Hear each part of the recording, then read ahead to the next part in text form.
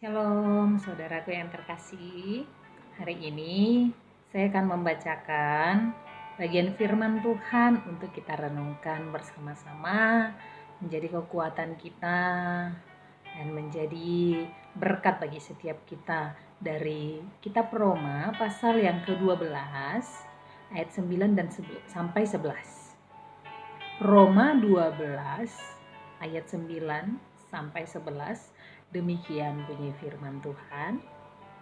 Hendaklah kasih itu jangan pura-pura, jauhilah yang jahat dan lakukanlah yang baik. Hendaklah kamu saling mengasihi sebagai saudara dan saling mendahului dalam memberi hormat. Janganlah hendaknya kerajinanmu kendor, biarlah rohmu menyala-nyala dan layanilah Tuhan. Saudaraku, ketika kita berbicara tentang kasih,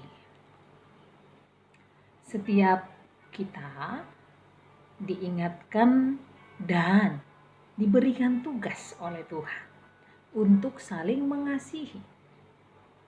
Saudara, seorang anak ketika dia tidak mendapatkan perlakuan yang baik di dalam keluarga, ketika dia tidak mendapatkan kasih sayang di dalam keluarga dengan baik dan benar, seorang anak bisa merasakan luka, bisa merasakan luka-luka batin.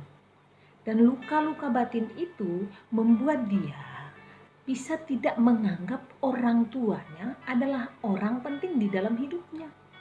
Tetapi ketika bersama keluarga dia merasakan ada kekosongan. Dia tidak dapat menerima dirinya. Dia tidak dapat memperlakukan orang tua dengan baik. Karena apa? Karena kelakuan orang tua. Jadi terkadang bisa kita melihat apa yang dilakukan orang tua ketika dia tidak menganggap anak juga bisa berbuat demikian kepada orang tua. Saudaraku, berbicara tentang kasih di sini, dikatakan firman Tuhan, hendaklah kasih itu jangan pura-pura.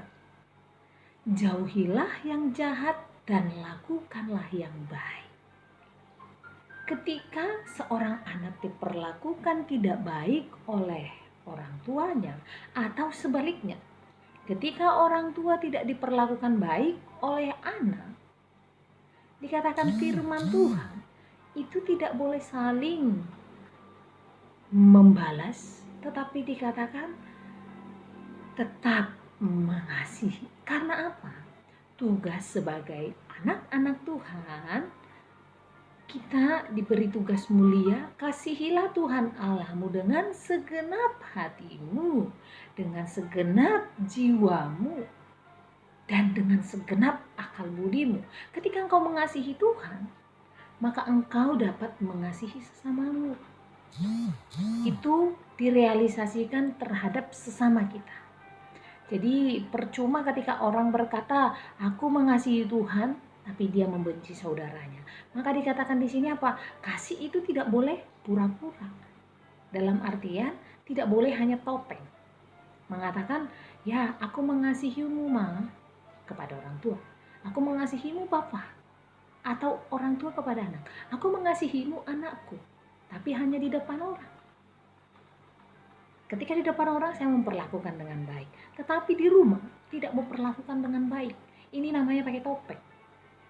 Atau kita berkata di mulut, aku mengasihimu. Tapi kelakuan kita tidak menunjukkan kasih kepada mereka. Maka ini yang dikatakan kasih pura-pura. Tapi dikatakan di sini dengan jelas, hendaklah kasih itu jangan pura-pura. Bukan hanya itu, jauhi yang jahat. Kejahatan, apa itu? Ketika pura-pura itu adalah kejahatan. Ketika kita pakai topeng itu kejahatan. Ketika kita mengharapkan sesuatu, aku mengasihimu supaya kamu mengasihiku, supaya kamu nanti membantuku saat susah, supaya kamu dapat membalasnya kepadaku, maka ini dalam tanda kutip termasuk adalah hal yang jahat. Dikatakan di sini lakukanlah yang baik. Bahkan dikatakan, hendaklah kamu saling mengasihi sebagai saudara dan saling mendahului dalam memberi hormat. Ini bukan hal yang mudah kita lakukan. Apalagi kalau kita pernah disakiti. Tetapi firman Tuhan ini mengingatkan kita. Mari kita belajar.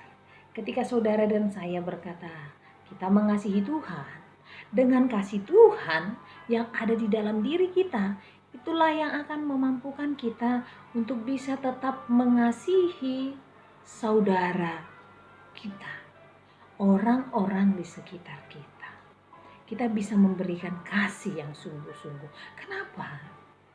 Karena dengan ini semua, dengan kasih yang ada di dalam diri kita, dengan kasih Tuhan di dalam hidup kita, maka itulah yang akan memampukan kita melayani Tuhan. Dengan kasih dikatakan di sini, janganlah hendaknya kerajinanmu kendor, biarlah rohmu menyala-nyala dan layanilah Tuhan. Kasih itulah yang membuat roh kita menyala-nyala dan tetap setia melayani Tuhan. Kasih tanpa pamrih, kasih yang tidak mengharapkan imbalan. Saudaraku, tidak mudah kita menyatakan kasih Tuhan. Tidak mudah kita melakukan kasih itu dengan nyata, tetapi mari kita belajar. Selama hidup kita, sepanjang hidup kita adalah proses.